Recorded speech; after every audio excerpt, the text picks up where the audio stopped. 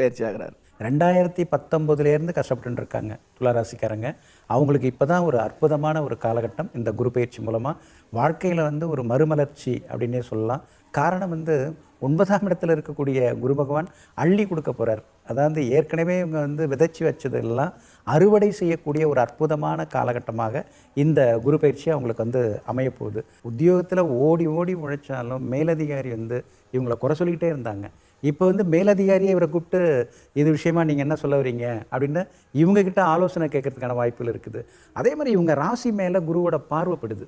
ராசி மேலே குரு பார்வைப்பட்டாலே அந்த சோர்வு, களைப்பு, ஒரு முணுமுணுப்பு இதெல்லாம் போய் முகத்தில் ஒரு மினுமினுப்பு இனிமேல் இவங்களுக்கு வர்றதுக்கான வாய்ப்புகள் இருக்குது.